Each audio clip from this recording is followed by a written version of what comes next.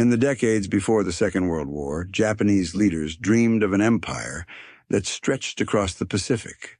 They envisioned a greater East Asia co-prosperity sphere, an order in which Japanese ships controlled the sea lanes, Japanese planes ruled the skies, and Japanese armies marched wherever resources and strategic advantage demanded. For them, the Pacific was not an ocean, it was a road, a path toward power, wealth, and dominance. But they knew one obstacle stood in their way: the United States. Japan had studied America for decades. They saw a nation of abundance, of factories and farmland, of steel mills and shipyards, but they also saw a people they considered soft, indulgent, divided by politics, and unfamiliar with sacrifice. To many Japanese officers, America's wealth was real, but its will was weak. Strike hard, strike fast, and the Americans would surely hesitate, retreat, and negotiate. That was the calculation.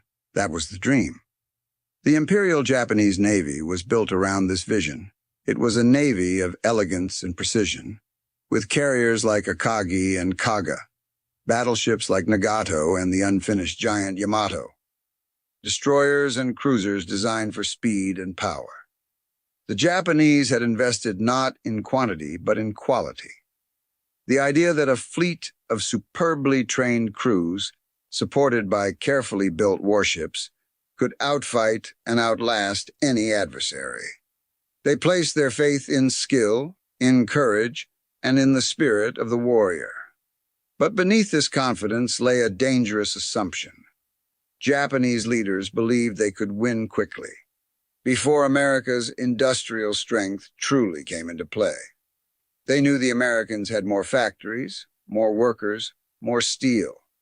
Yet they convinced themselves that those advantages would not matter. In Tokyo's war councils, they argued that a decisive blow at the start of the conflict would shatter America's will. If the Pacific Fleet could be crippled in one strike, the Americans would have no stomach for a long war. The empire would consolidate its gains, fortify its defenses, and force Washington to accept a new order in Asia. This belief shaped every decision in the run-up to war. It was why Admiral Yamamoto, despite his personal doubts, planned the attack on Pearl Harbor. It was why Japanese armies surged into China, Indochina, and the Philippines. It was why the Navy prepared to unleash its carriers across the Pacific. The empire's leaders gambled everything on the notion that America could be shocked into submission before its industry awakened. What they did not realize, or perhaps what they chose to ignore, was the scale of America's sleeping power. In 1940, the United States was already the largest industrial economy on Earth, producing nearly half of the world's manufactured goods. Its steel mills roared, its oil wells pumped, its shipyards built merchant vessels by the hundreds. Though the Great Depression had scarred the nation, its capacity for production had not disappeared. It waited, untapped, like a coiled spring. Japanese leaders saw some of these numbers but dismissed them.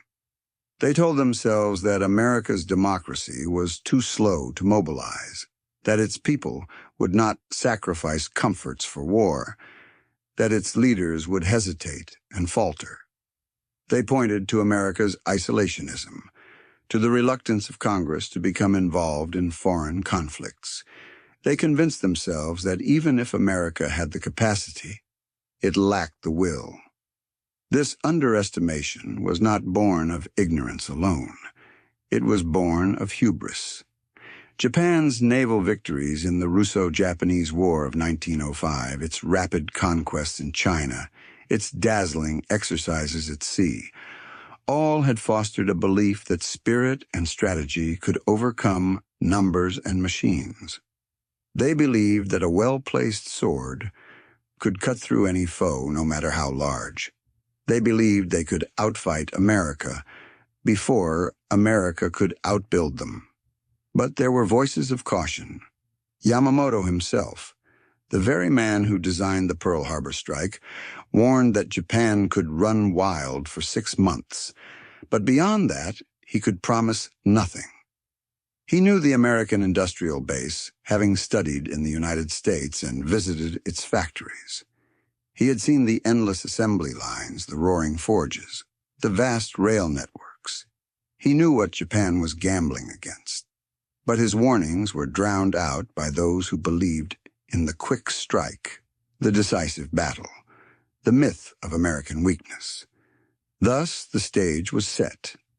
Japanese leaders dreamed of an empire, confident that their navy and their daring could secure it. They looked at America and saw a giant, yes, but a giant asleep, unready, unwilling to fight. They would strike, they believed, and by the time the giant stirred, the Pacific would already belong to Japan. It was a dream born of ambition, sharpened by arrogance, and sealed by miscalculation. For in the shipyards of California, Washington, and Virginia, in the steel mills of Pittsburgh and Chicago, in the factories of Detroit and Cleveland, the giant was not asleep. It was waiting. And when Japan struck at Pearl Harbor, it would awaken with a power that would leave Japanese leaders not triumphant, but stunned. Stunned by the unstoppable tide of American shipbuilding that no strategy, no courage, no sacrifice could ever overcome. On the morning of December 7th, 1941, Japanese aircraft roared over Oahu, their bombs and torpedoes plunging into the anchored ships of the U.S. Pacific Fleet. Battleships erupted in fire, sailors leapt into oily water, and black smoke billowed into the Hawaiian sky. Within 2 hours, more than 2,400 Americans were dead. 8 battleships lay damaged or sunk, and the naval base at Pearl Harbor seemed a graveyard of twisted steel. For Japan, it was the dazzling success they had dreamed of. In Tokyo, leaders celebrated. They believed they had crippled the only force that could threaten their expansion across the Pacific. Admiral Nagumo, commander of the striking force, signaled the words, "Tora! Tora! Tora!" Tiger, tiger, tiger, code for complete surprise. Radio broadcasts told the nation of a stunning victory. In the Imperial Palace, Emperor Hirohito himself expressed relief that the first strike had been so decisive. To the High Command, it appeared America's fleet had been shattered beyond repair. For the Japanese Navy, the timing was perfect.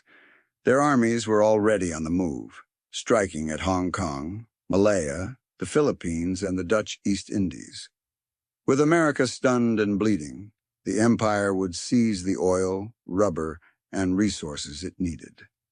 By the time the United States recovered, Japan would be fortified behind a defensive perimeter stretching across thousands of miles. That was the plan. That was the illusion. But even in those first hours of celebration, cracks appeared. The Japanese had not destroyed the American aircraft carriers, which by chance were out at sea. Nor had they demolished the dry docks, fuel depots, or ship repair facilities. Pearl Harbor was wounded, but not dead. Yet Tokyo chose to see only what it wanted, a decisive blow that would buy years of safety.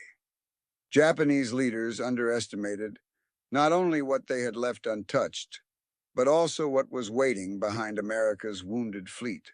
They assumed that battleships defined naval power, that by sinking them they had robbed America of its sword. They did not understand that the age of the carrier had already dawned, and that America's shipyards could build carriers at a pace Japan could not imagine. In the days after the attack, American newspapers blared headlines of defeat, but beneath the grief was fury. Roosevelt called December 7th a date which will live in infamy, and Congress declared war with near unanimity. The sleeping giant Yamamoto had warned about was not paralyzed. It was enraged. Across the nation, factories switched to wartime production. Workers flooded into shipyards, and recruitment lines stretched around city blocks. What Japanese leaders mistook for weakness was becoming resolve. In Tokyo's war councils, intelligence officers continued to report American industrial figures, but their superiors dismissed them. They believed it would take America years to recover. They calculated that by the time new ships were built, Japan would have secured an impregnable defense line. They were blind to the scale of U.S. industry. America was not preparing to build dozens of ships. It was preparing to build thousands. At first, Japanese commanders could still believe in their illusion. Through the first months of 1942, victories came quickly. Singapore fell, the Philippines surrendered, and Japanese forces swept across Southeast Asia. Everywhere, Allied troops retreated. Reports from the front confirmed their confidence. The empire was unstoppable. In their eyes, Pearl Harbor had worked exactly as planned. But then came the cracks. In May, at Coral Sea, Japanese carriers fought Americans to a draw and lost one of their fleet carriers in the process. In June, at Midway, the illusion shattered. 4 Japanese carriers, the pride of the fleet, went down in flames, destroyed by American dive bombers launched from the very carriers Pearl Harbor had failed to destroy. For the first time, Japan's leaders glimpsed the truth. The United States was not paralyzed. It was mobilizing. Even then, some clung to hope. They argued that Midway was a setback, not a disaster. They told themselves that Japan's pilots were still superior, that America would need years to replace its losses. They did not yet understand that the Essex-class carriers were already sliding down the ways in American shipyards, that Liberty ships were launching faster than Japan could sink them, that submarines were slipping into the Pacific in numbers that would soon choke their supply lines. The illusion of victory after Pearl Harbor was powerful, but it was short-lived. Japanese leaders had convinced themselves that they had destroyed America's will, when in fact they had ignited it. They believed they had crippled the Pacific Fleet, when in fact they had left the infrastructure that would repair and expand it. They imagined they had bought time, but time was the one resource America would use better than any nation on Earth. In the end, Pearl Harbor was not the triumph Japan believed. It was the beginning of a war it could not hope to win.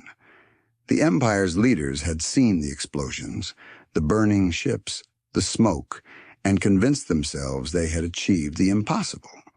But in shipyards from Brooklyn to San Francisco, men and women were already at work, hammering steel, welding plates, and building the fleets that would return to the Pacific in numbers too vast to count.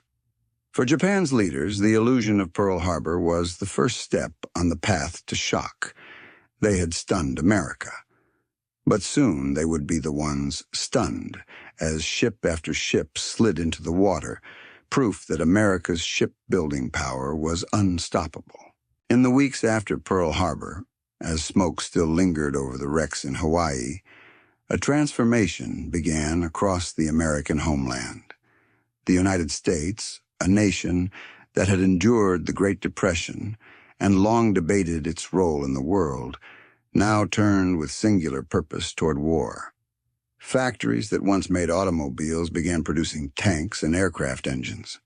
Steel mills lengthened their shifts, pouring metal for ships that had not yet been designed. And shipyards, from the Atlantic to the Pacific, came alive with a furious energy the Japanese could scarcely imagine. At first, the pace seemed modest. Work crews in California, Oregon, and Virginia began laying keels for new destroyers and carriers. Liberty ships, the unglamorous cargo lifelines of the war, entered production. These were simple vessels, designed not for beauty but for speed of construction. At the start, one Liberty ship took nearly 230 days to complete, but within a year the time dropped below 60 days. In some cases, ships were launched in weeks.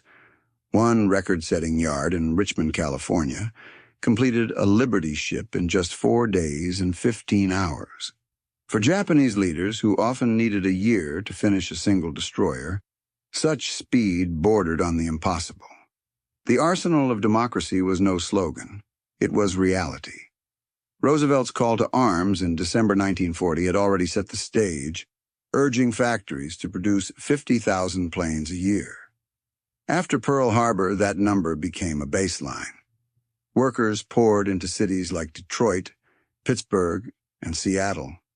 Men too old for military service and women new to industrial labor found themselves wielding welding torches, rivet guns, and cranes.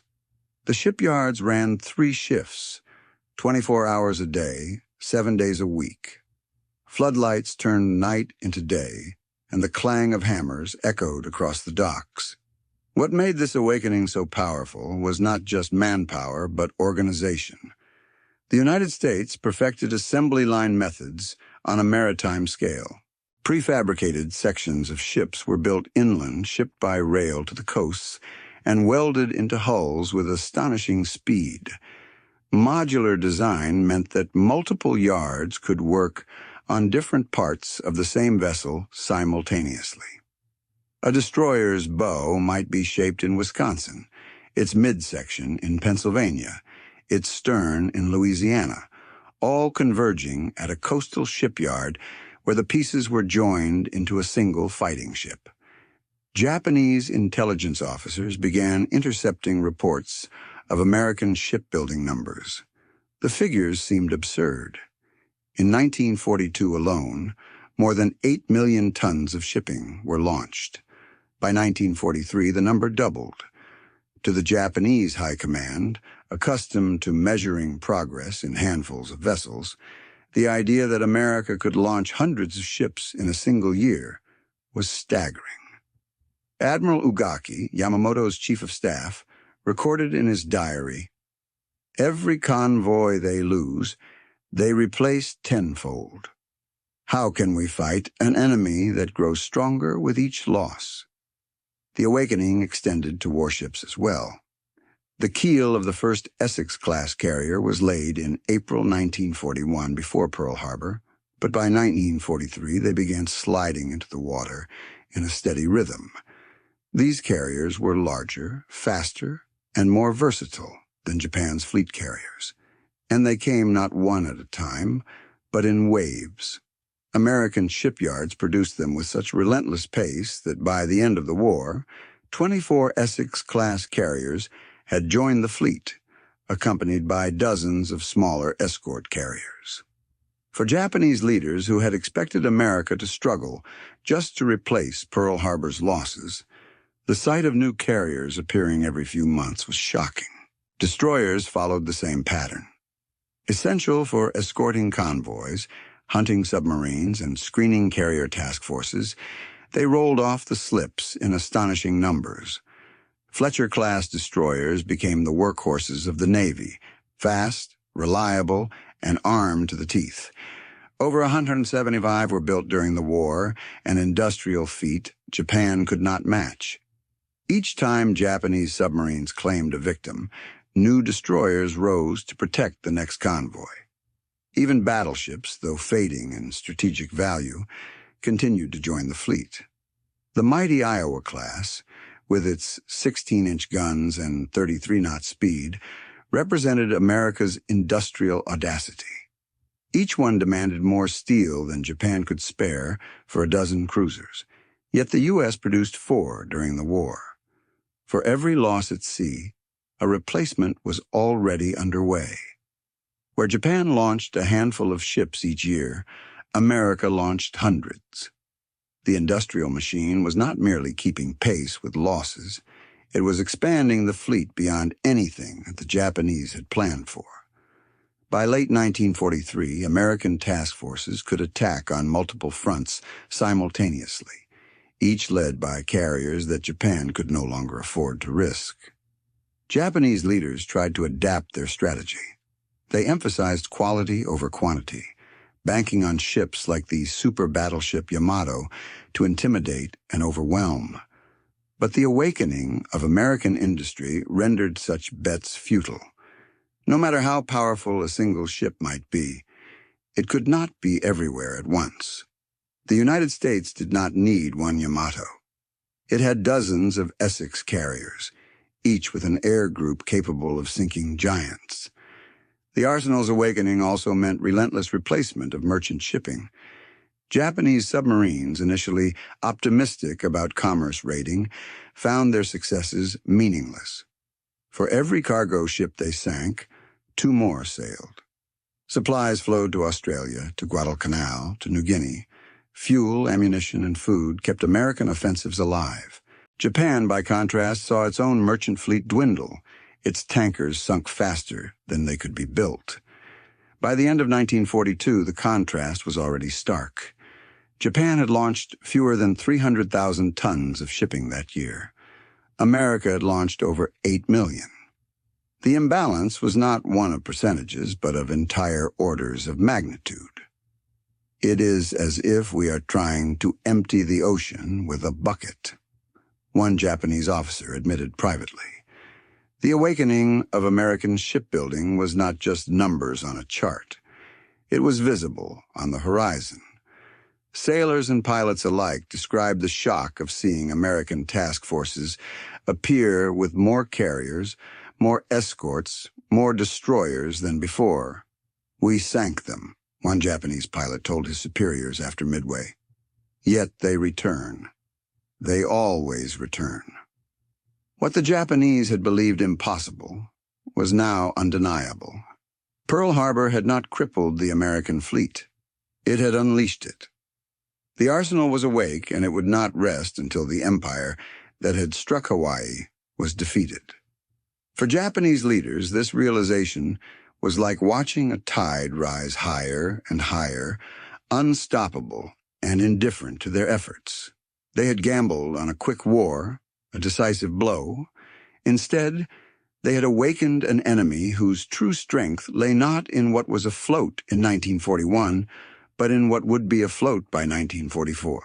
The dream of a Pacific empire was already beginning to dissolve, drowned beneath the roar of welding torches, the clang of steel plates, and the endless rhythm of ships sliding into the water. When the Japanese High Command looked across the Pacific in 1941, they knew that carriers were the future of naval war. Pearl Harbor itself had proved it. The attack was delivered not by battleships, but by 6 carriers whose planes crippled the U.S. fleet in 2 hours. Japanese leaders believed they had achieved superiority, not only by striking first, but by building the most advanced carrier force in the world. The Kido Butai, their mobile striking arm, had no equal in 1941. It was sleek, lethal, and honed by years of training. What they did not anticipate was that the United States was already preparing something larger, faster, and, most importantly, endless. The Essex-class was conceived before the war began, designed in the late 1930s as a response to the limitations of earlier carriers like the Yorktown and Enterprise. Bigger and more heavily armored, with a larger flight decks and greater capacity for aircraft, the Essex-class represented a leap forward. But the true power of the design was not just its size. It was its buildability. The shipyards of Newport News, Brooklyn, Philadelphia, Norfolk, and San Francisco could construct them in parallel, each yard working like an assembly line for giants. The first, USS Essex, was commissioned in December 1942, barely a year after Pearl Harbor, and then they came in a flood. By the end of 1943, several more joined the fleet. By 1944, they were sliding down the ways at a rate that shocked even American admirals. 24 Essex-class carriers were built during the war, accompanied by 9 Independence-class light carriers converted from cruiser hulls and over 100 escort carriers. Together, they formed a tide of aviation at sea that overwhelmed Japan's ability to respond. For Japanese leaders, the numbers were incomprehensible. They had expected to face perhaps 1 or 2 replacements for the carriers lost at Coral Sea and Midway. Instead, every few months brought news of another Essex entering service. After Midway, Japan lost 4 of its frontline carriers. America replaced those 4 and added more within a year. By the time of the Marianas Campaign in 1944, the U.S. Navy's Task Force 58 boasted 15 carriers, a striking arm larger than the entire Japanese fleet had ever assembled. The shock was not only in the numbers, but in the quality. Essex carriers could carry nearly 100 planes, far more than most Japanese carriers. Their armored decks absorbed punishment that might cripple a lighter ship. Their advanced radar directed strikes with deadly precision. And unlike Japan, which struggled to replace pilots, the United States was training thousands of aviators every month, filling those decks with wave after wave of fresh squadrons. Japanese commanders wrote with despair about the new reality. Diaries recorded the shock of seeing not 1 or 2 enemy carriers, but whole horizons filled with them. At the Battle of the Philippine Sea in June 1944, later called the Great Marianas Turkey Shoot, hundreds of Japanese planes were slaughtered by American fighters launched from Essex decks. The losses were catastrophic. Over 600 Japanese aircraft were destroyed in 2 days. One admiral admitted bitterly, "We trained for years to perfect our art. They destroyed us in hours with machines built in months." The escort carriers added another layer of devastation. Smaller and slower, they were never meant to fight fleet battles, but they escorted convoys, supported amphibious landings, and multiplied American reach. At Leyte Gulf, tiny escort carriers, Taffy 3, held off a Japanese surface fleet with such ferocity that survivors in Tokyo could hardly believe it. For every Japanese strike, there seemed to be another American deck launching planes. The sheer pace of production stunned the Japanese even more. While their own yards could labor for years over a single ship, American shipyards treated the Essex carriers like products on an assembly line. Keels were laid down, hulls welded, decks fitted, and ships launched in a matter of months. Ship after ship slid into the water, christened by women in hard hats, crewed by sailors fresh from training camps, and sent straight into combat. For Japan, each new Essex was like a hammer blow. The impact reached deep into strategy.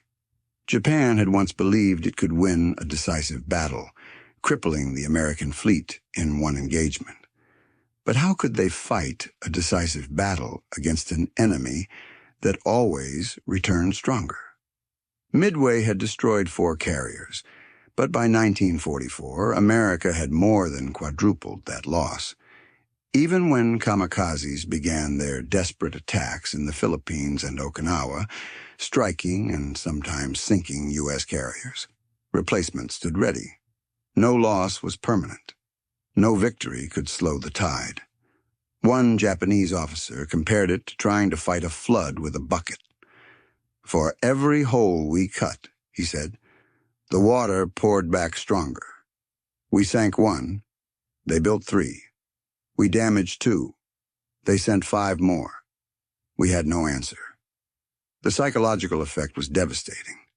Pilots who once believed in the invincibility of the Kido Butai now admitted they were outclassed. Commanders who had trained for years to master carrier tactics realized they were fighting an enemy whose strength multiplied endlessly. The Essex-class had not only replaced America's losses, it had made the U.S. Navy the most powerful carrier force in history. By late 1944, Japanese leaders no longer spoke confidently of decisive battles. They spoke of survival, of delay, of sacrifice. They knew the flood of carriers could not be stopped. For every squadron of planes they launched, American decks launched 3. For every carrier they tried to strike, more loomed on the horizon. The Essex-class was more than a ship. It was a symbol of America's unstoppable shipbuilding power. For Japan, the realization was brutal. The war they thought would be short had become a war of industry, and in that war, they could not compete. The carriers were not just ships.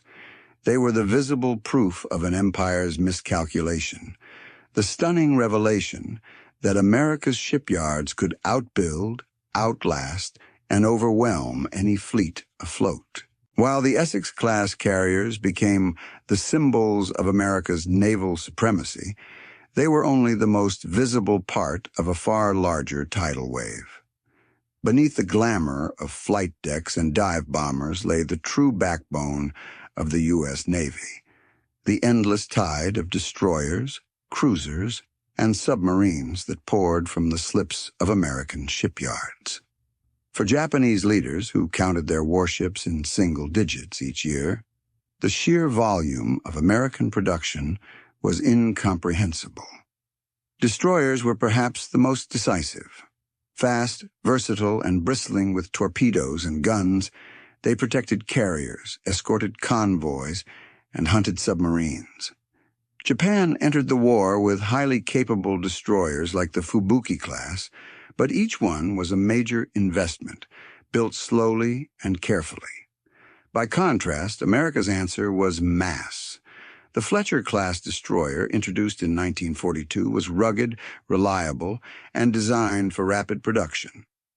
By war's end, 175 Fletchers had been built, more destroyers than the entire Japanese fleet, possessed of all types combined. And that was only one class. Hundreds more Sumner and Gearing-class destroyers followed. Japanese submarine commanders quickly felt the effect. In the early months of the war, they had some success against American shipping. But soon, destroyer escorts, smaller, cheaper versions of the Fletcher, multiplied in the Atlantic and Pacific.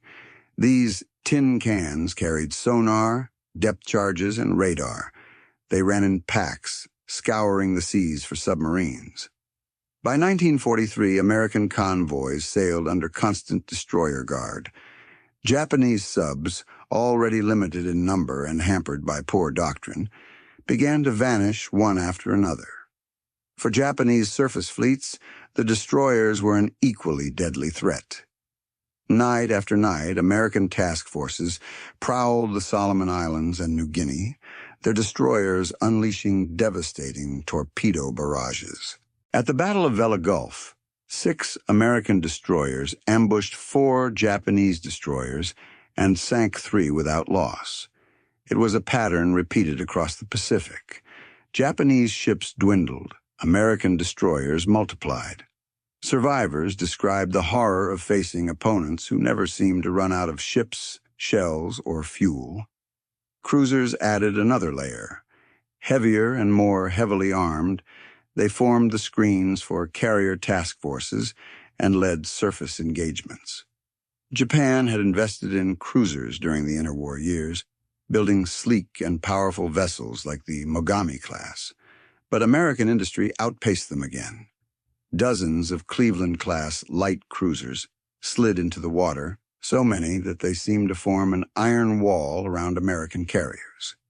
By 1944, U.S. fleets could deploy more cruisers than Japan had built in its entire history.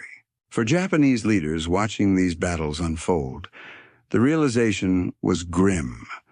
Their own shipyards, bombed and blockaded, struggled to produce even a few replacements each year.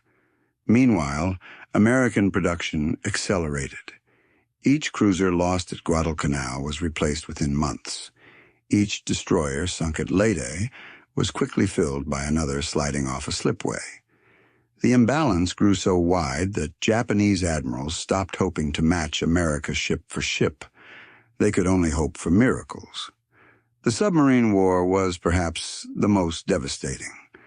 Japan had entered the conflict with a doctrine that saw submarines as fleet scouts, designed to shadow enemy task forces and deliver surprise attacks in major battles.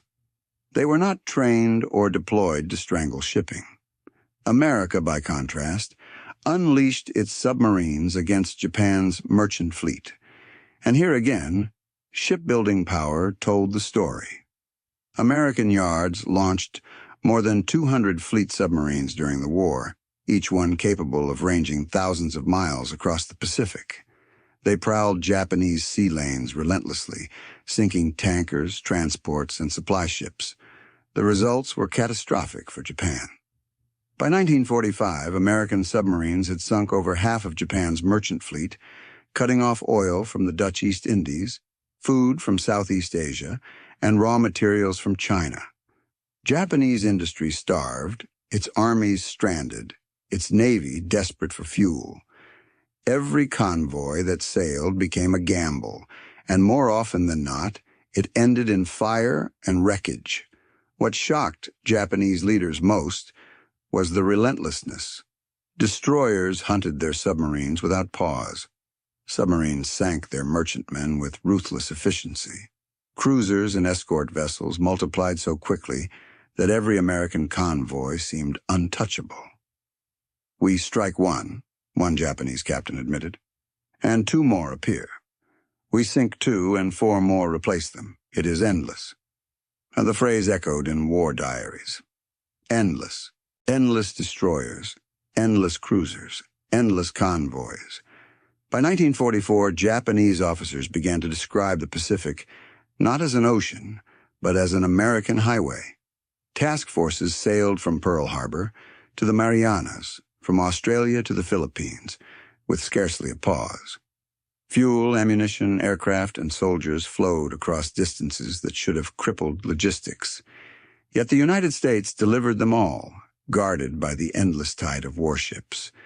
Even battleships, though fading in importance, returned in numbers that shocked Japan. The Iowa-class thundered across the Pacific with 16-inch guns, faster and more powerful than anything the Empire possessed. Though the great duels of battleships never came, their presence underscored the imbalance. Japan had built the Yamato and Musashi, marvels of engineering, but they sailed almost alone.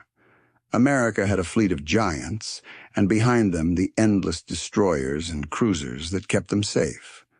The Japanese High Command began to speak of fighting against not just a navy, but a machine. American shipbuilding was more than construction. It was rhythm, tempo, inevitability. Ship after ship slid into the water, so fast that even American sailors sometimes marveled at the pace. To their Japanese counterparts, it was terrifying. "We fought the ships we could see," one admiral reflected after the war, "but we were defeated by the ships we never saw, the ones already being built while we fought." By 1944, the endless tide had become undeniable. Convoys poured into the Philippines. Task forces battered the Marianas. Destroyers and cruisers screened every carrier, every transport, every landing craft. Submarines starved Japan of oil and food. Leaders in Tokyo looked at the numbers and understood the truth. America's shipbuilding was not simply strong, it was unstoppable. The illusion of Japanese naval supremacy began to crack at Midway in June 1942.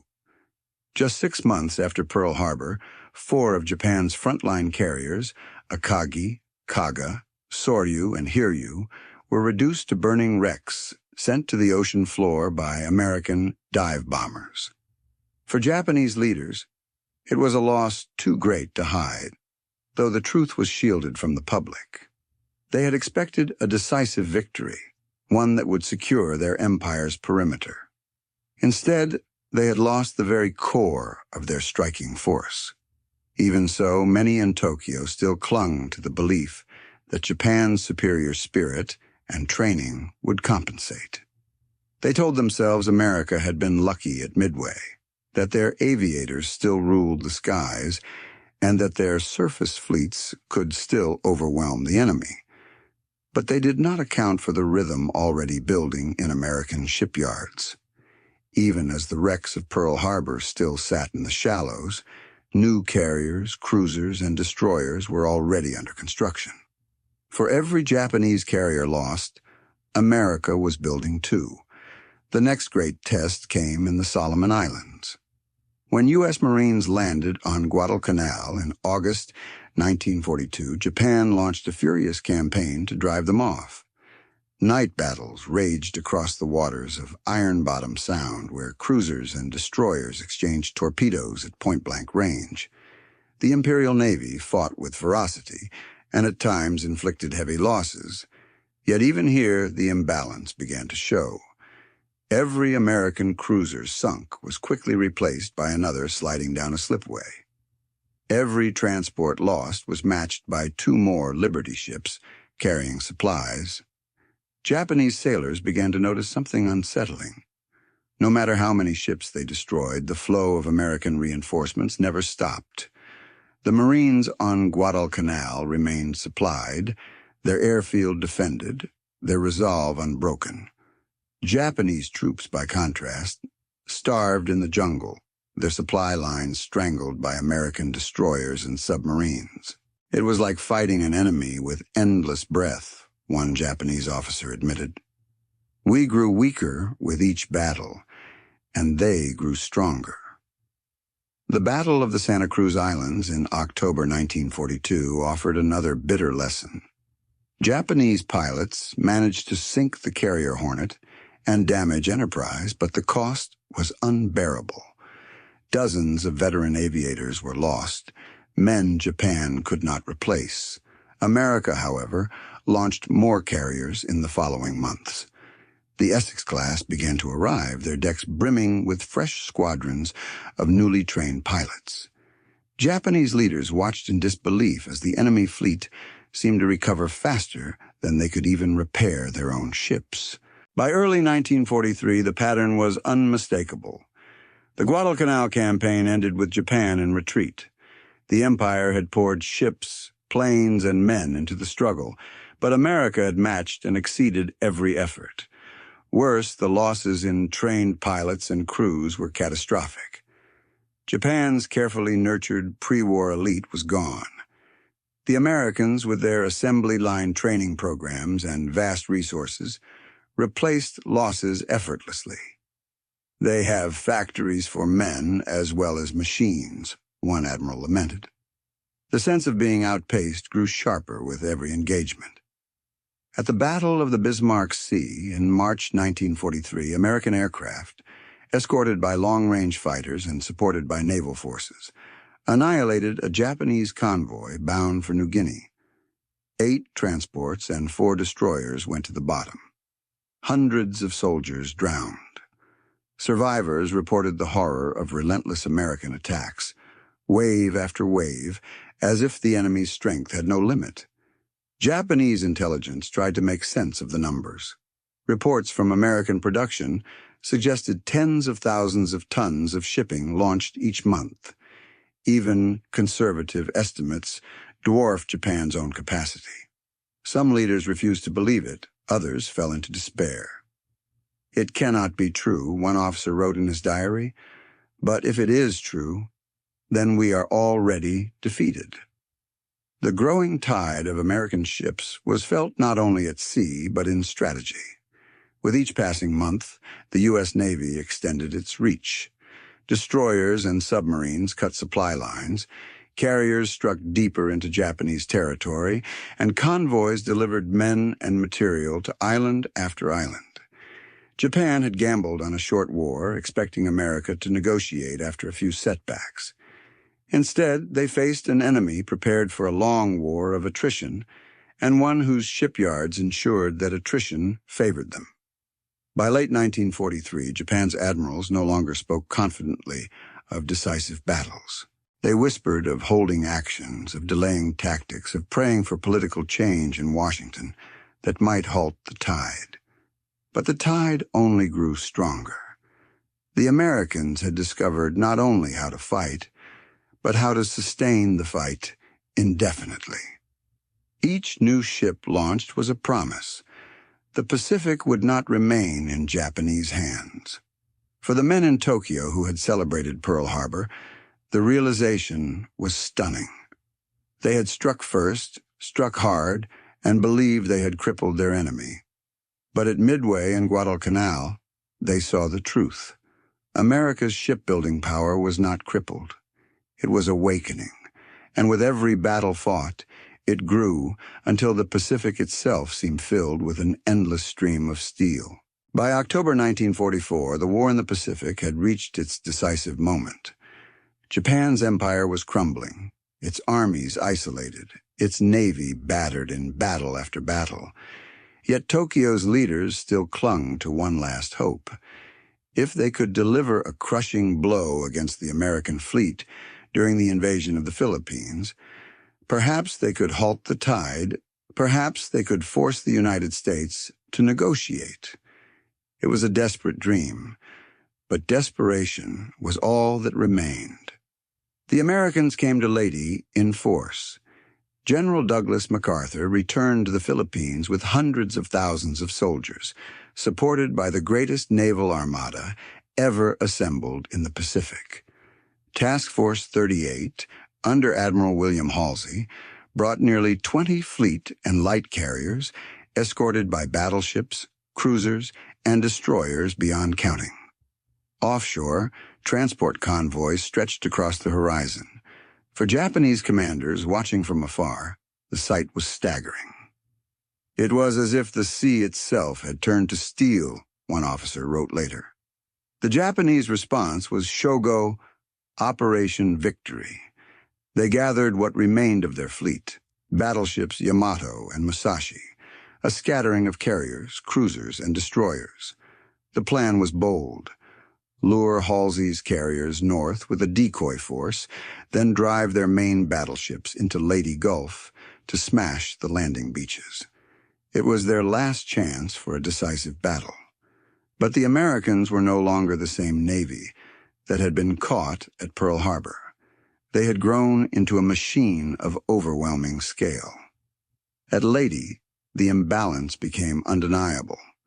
When the Japanese decoy carriers appeared, Halsey indeed chased them. But even with part of his force absent, the Americans still had more carriers and escorts in the central and southern approaches than Japan could handle. The Battle of the Sibuyan Sea revealed the imbalance in stark terms. As Japanese ships advanced, waves of American carrier planes struck relentlessly. Bombs and torpedoes rained down in attack after attack. The super battleship Musashi, one of the heaviest armed ships ever built, was sent to the bottom by more than 20 torpedoes and 17 bombs. Japan had invested years and unimaginable resources in her construction. America sank her in a single day, and the carriers that launched the strikes were only a fraction of the fleet. Further south, at Surigao Strait, American battleships, many resurrected from the wrecks of Pearl Harbor, formed a battle line that annihilated the Japanese southern force. Old ships like West Virginia and California, rebuilt and modernized, returned fire with radar-guided guns, sinking Japanese vessels before they could even close range. For Japan's admirals, it was a cruel irony.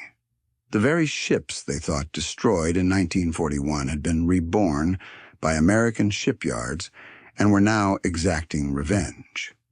The most dramatic clash came off Samar, where a tiny group of American escort carriers, Taffy 3, found themselves face to face with the main Japanese battle fleet, including Yamato herself.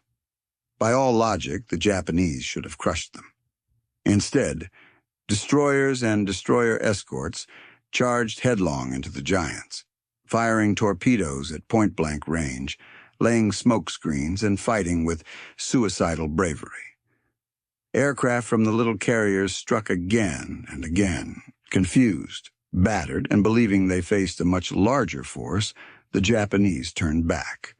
Their last chance to disrupt the landings was lost. For Japan's leaders, the outcome of Leyte was devastating. They had gambled their remaining navy and lost nearly everything. 4 carriers, 3 battleships, 10 cruisers, and a dozen destroyers were sunk. Tens of thousands of sailors went down with them. The once proud Imperial Navy was finished as a fighting force. But beyond the tactical defeat was the greater shock. The scale of American power revealed at Leyte. The Japanese had thrown in everything they had, and it had scarcely dented the American armada. Even after days of furious combat, U.S. forces still had more carriers, more planes, and more destroyers at sea than Japan could hope to match. Every loss the Americans suffered was quickly replaced, every damaged ship repaired, every fallen pilot replaced by a dozen more in training. Captured Japanese officers later admitted their despair. One compared the battle to striking a mountain with bare hands. No matter how many blows we delivered, the mountain did not move. Instead, it grew larger. Another wrote, "We thought we faced a fleet. We faced a nation." The horizon of steel at Leyte was the ultimate revelation. The Americans had not simply built a navy. They had built an inexhaustible system of production and replacement. The Essex-class carriers launched plane after plane. The destroyers screamed with endless ferocity. The cruisers fired volley after volley, and behind them came wave upon wave of transports, delivering soldiers, tanks, and supplies as if the Pacific were an American highway. Japanese leaders who had once dreamed of decisive victory now faced the reality of decisive defeat. Their navy was gone. Their air forces had been slaughtered. Their convoys were annihilated by submarines, and their empire was crumbling under the relentless advance of American fleets. Leyte Gulf was more than the largest naval battle in history. It was the moment Japan's leaders understood, fully and finally, that they were fighting against something unstoppable. Not just ships, not just planes, but the entire industrial power of the United States, embodied in steel and fire. The horizon of steel that filled the Philippine Sea was the visible proof of what they had long denied. America's shipbuilding was not merely strong, it was limitless, and against that, Japan could not stand. When the last guns fell silent in August 1945, the Japanese Empire lay in ruins. Its cities were ash heaps, its armies stranded without supplies, its fleet annihilated. Yet for many of Japan's leaders, what stunned them most was not the mushroom clouds rising over Hiroshima and Nagasaki, nor even the fiery destruction wrought by B-29s. It was the sight of America's endless armadas, the proof that the empire had lost not only on the battlefield, but in the shipyards. From the moment Pearl Harbor was attacked, Japan had miscalculated. They had assumed that America's fleet was fragile, that the loss of battleships would cripple U.S. power. Instead, they discovered that America's true weapon was not what floated in 1941, but what would float in 1943, 1944, and 1945. By the end of the war, the United States had launched over 1,200 major warships, 2,700 Liberty ships, 500 destroyer escorts, and dozens of Essex-class carriers. Japan had built only a fraction of that, and had lost nearly all of it in combat. The numbers told a story more brutal than any battle. In 1941, the Japanese Navy had been proud and modern, with 10 fleet carriers and the largest battleship in the world. By 1945, it was gone. Meanwhile, the U.S. Navy had grown into the largest fleet ever assembled in human history, nearly 6,800 ships stretching across every ocean. To Japanese leaders who had dreamed of decisive victory, the scale was incomprehensible. Captured diaries and post-war testimonies reveal their shock. Admiral Ugaki, writing in despair after Leyte Gulf, confessed, "Every ship we sink, 3 more appear. Every convoy we strike, 5 more replace it. We cannot match such a flood." Another admiral admitted to his interrogators, "We prepared for courage. We prepared for sacrifice. We were not prepared for a nation that could build ships faster than we could sink them." For the men who had once believed in the invincibility of the Kido Butai, the sight of American task forces in 1945 was crushing. At Okinawa, the U.S. fleet assembled 40 carriers, 18 battleships, 200 destroyers, and hundreds of support vessels. The horizon was filled with steel, a panorama so vast that even seasoned officers were stunned into silence. It was no longer a fleet, one said later. It was an ocean of warships. The surrender ceremonies aboard the USS Missouri in Tokyo Bay made the reality undeniable. Around the battleship stood rows of American carriers, cruisers, and destroyers, stretching as far as the eye could see. Japanese envoys, arriving in small launches, passed silently beneath the towering hulls. They looked up at the steel walls of ships that had not even existed when they had attacked Pearl Harbor. For them, it was not just humiliation. It was revelation. They were seeing the physical embodiment of America's shipbuilding power, the unstoppable force that had drowned their empire. Ordinary Japanese sailors had felt it long before. Survivors of convoys remembered watching Liberty ships appear faster than they could be sunk. Pilots recalled attacking one American carrier only to see two more arrive the next day. Soldiers marooned on islands waited for supplies that never came, cut off by American submarines and destroyers. For them, defeat was not abstract. It was hunger, thirst, and the sight of the enemy's endless ships. In Tokyo after the war, debates raged over why Japan had lost. Some blamed poor strategy, others the decision to awaken the United States at all. But among the most candid, the answer was simple. They had underestimated American industry. "We fought with bravery," one general said. "But bravery does not build ships." The shock lingered for decades. Japanese naval officers who later toured American shipyards in the 1950s shook their heads in disbelief. Even without wartime mobilization, the scale was enormous. They realized finally that their empire had gambled against a power it could never match. For the United States, the shipbuilding miracle became part of the nation's pride. Workers who had never seen the ocean built the ships that sailed it. Women who had never welded before laid down the steel of destroyers and carriers. Immigrants, farmers' sons, and factory hands became the arsenal of democracy. The Navy they forged carried not only guns and planes, but the weight of a nation's determination. For Japan's leaders, the lesson was burned into memory. They had sought to stun America with a single blow. Instead, they had been stunned themselves, not by one battle or one bomb, but by the relentless tide of steel that poured from American shipyards. No matter how bravely they fought, they could not dam the flood. In the end, America's greatest weapon was not the battleship, not the carrier, not even the atomic bomb. It was the ability to build faster, larger, and in greater numbers than any opponent could endure.